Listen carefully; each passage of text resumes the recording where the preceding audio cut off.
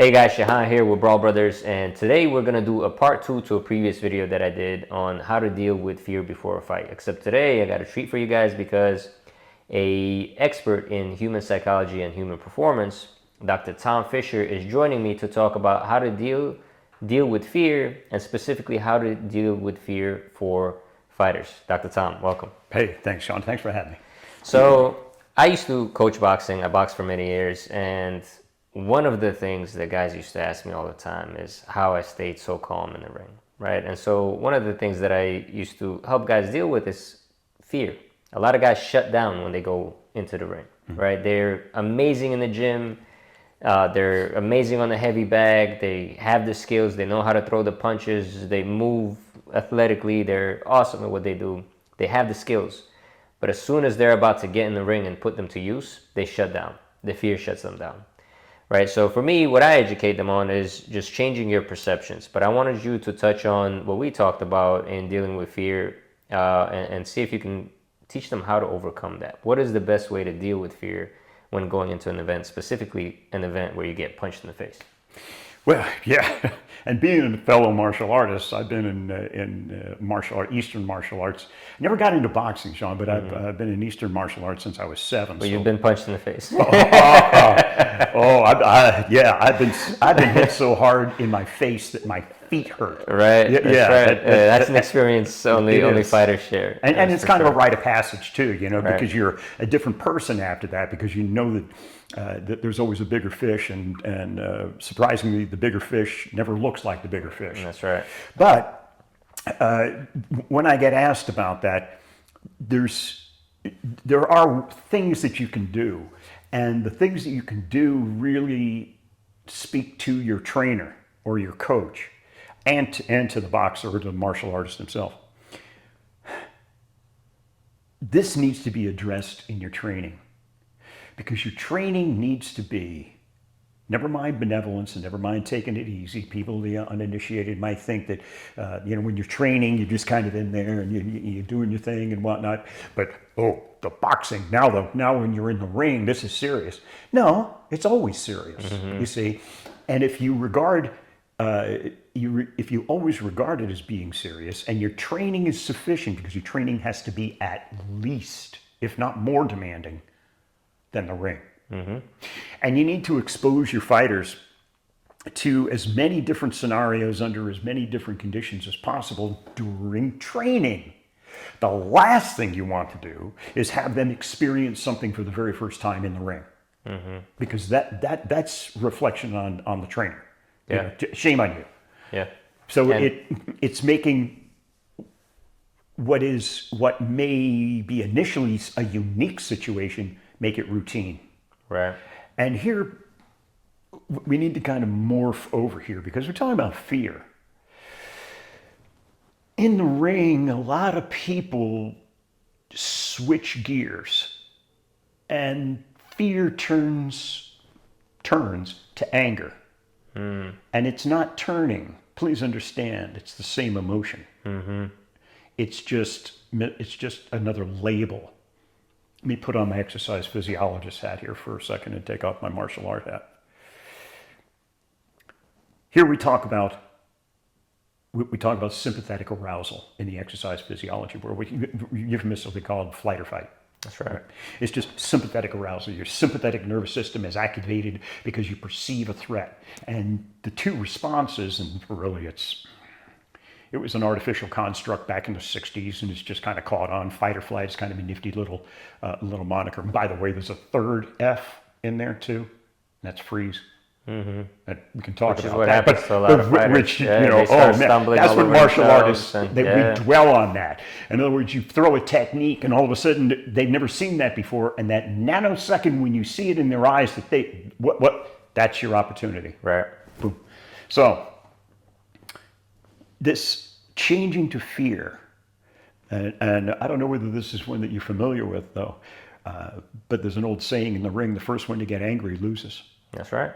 The first one to get angry loses, and this means your composure is lost, your raison d'être, as the French may say, your reasons for being, your reasons that you're there. You lose your focus, you lose are your ability changed. to pay attention. You get right? careless. Yeah. Because your reasons have changed. You want to hurt the other guy. You Right. don't want to simply overcome. You don't Right. want to prevail. You want to hurt, and then if it keeps going, it'll escalate to the Then point. you get hurt. that's, Usually in the that's when process. you get careless and you drop your guard, That's and right. the rest is history. Yeah. So yeah. I like what you were saying about, basically creating the simulation of the environment. I think one of the things that I dislike about boxing these days, or at least boxing training these days, is that a lot of sparring is becoming touch-based, right? And so it doesn't really replicate the fight. It doesn't let you realize the real danger of what's going to happen to you in the ring. One of the reasons that I felt I progressed so quickly in boxing is because when we sparred, we fought. Our coach made us fight. Right. And so, Yes. yeah, of course, you don't go in on the guy, and if you have him rocked, you don't go for the kill in training. Right. But up until that point, you fight. Right. We were fighting in there. And the other thing that I love about what you said is making it so that the training is more intense than the fight, so that the fight becomes routine. Because for us, one of the things that coach used to do for us, and I'll give you an example. In training, I could hit the bag for 10 rounds. That probably meant I could only spar for 3 or 4. Once I got to the point of sparring for 9 rounds, that probably meant I could only compete for about 3. 3 or 4. Right? Yep. And so the intensity level changes. So I agree with you 100%. The training has to be much more intense than the actual fight itself. And I think that preparation will help reduce the fear going into the fight. And then one of the things that I love that our coach used to do is he used to handicap us. Right? So what he would do is he would tell me, only throw 3 right hands in this round. Right? You're not allowed to throw your power punch only maybe 3 times. And so that would teach me accuracy. Right? So I was more mindful of the kind of punches that I threw. Then he would tell me, what he would do is he would take 3 different people across 9 rounds, and he would put the worst one first, somebody a little bit better second. And so by round 6 to 9, I was fighting the best guy in the gym when I was completely tired, my legs were gone, right? And so he would create that challenge for me and create these simulations. Good where for him. Yeah. it was an environment where if I approach something like that in a fight where I'm fighting a guy that's sharper and fresher, I learned how to navigate that environment, right? And when you've seen it before, you're less afraid of it. Okay. And so I think that touches on what you're saying, which is preparation can eliminate the feelings of fear. Oh yeah. Look, we're all creatures of habit. You've got to understand that we're all creatures of habit. Right. And here we can demonstrate that right away. Right here. Put your hands together. Okay, pull them apart. Put them together. Okay. Which thumb is on top? Right. It doesn't matter. Here, what I want you to do: change the thumb and change all the fingers, and then just hold it for a second. Yeah, that's not the way it's supposed to be. Yeah, that's now, weird. why do we Immediately close go our like hands this? like this? Yeah. The answer is, and it's not very satisfying, but because we always have. Right. And there's no other real reason for it, because you're not more comfortable like this than like this, other than you've always done it this way. Right. Now, can we train ourselves to do this? Yes, you can, but it's going to take concerted effort over time. You're going to have to catch yourself going, wait, nope, this is the way to do it right here. Let me demonstrate that too. Crossing your arms. Go ahead, cross your arms. Okay, now cross them the other way. I don't even know. You see, Yeah, you I can't, mean, it's like somebody ripped yeah. off the hole. Anyway, that's cutesy little demonstration, but Right. in the martial arts and the way of the warrior, you'll always fight as you train. Because we're creatures of habit. You will always fight as you train. And if you train, I remember when I was fighting, this is years ago, where we would get into sparring in tournaments with point sparers. They would sit there and they'd throw a technique, boom, it would hit, and then they'd turn their back and walk back to their corner. Well, my guys, no, you keep going and you Right. keep throwing until you're exhausted or until the referee stops you. Right. And these guys, invariably, they would throw one technique and then drop their hands and go, I scored.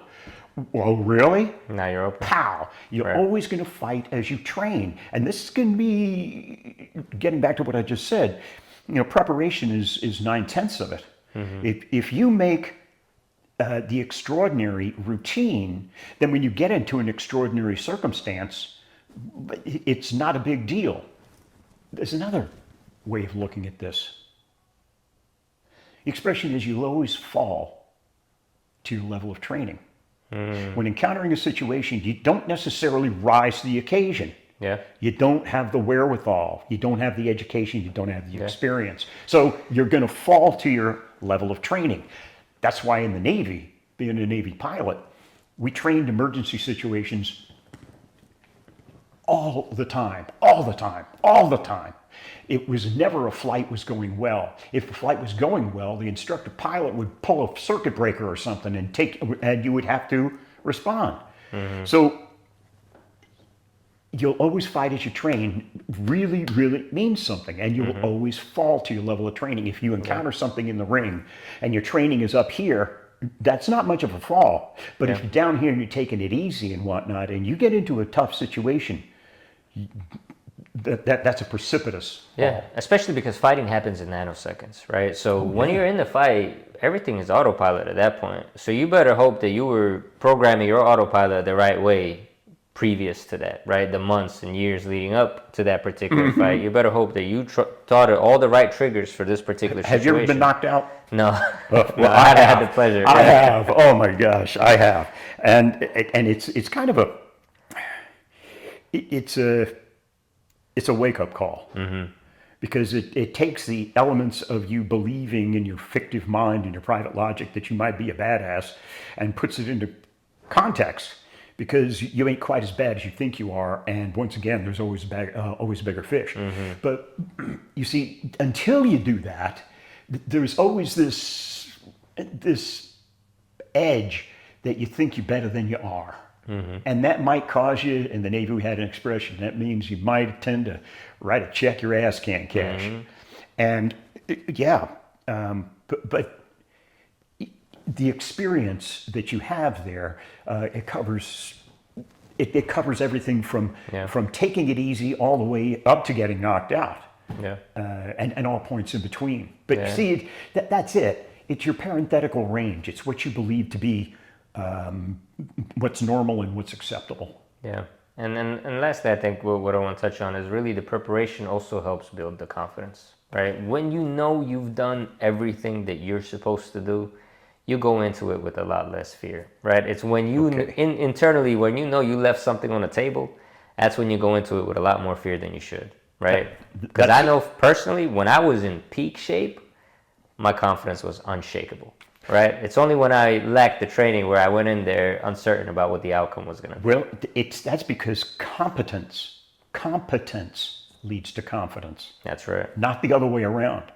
You need to be good. You need to be damn good at what you do. And the more time and effort that you put into it, the more experience you gain. The more experience you gain, the more competence you have. And the more competence is reflected in your confidence, because you're covering all the bases and you're smoothing over all the gaps of things that you didn't experience before. If you haven't experienced this thing, you've experienced this thing and this thing. And at least you have some frame of reference.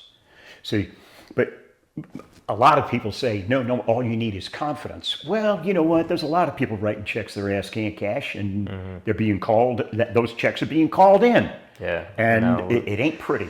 We used to have a lot of confident guys come in from the street and challenge the boxers, and that didn't go over too well. So confidence is definitely not the only key to the recipe. The same thing. And I just I wouldn't even turn them over to one of my seniors. I just turned them over to, let me see, okay. Yeah, you're over here. Come on, get in there, and I'll give you one minute. I'm not even going to tax you. That's I'm right. just going to have you that's 1 what minute. we'll do. That's it. We'll it see never what you took got. more than a round. Yeah. It never took more than a round. So interesting, fun. Okay, awesome. Well, Dr. Tom, thank you, man. I appreciate your time. I know the guys will love this.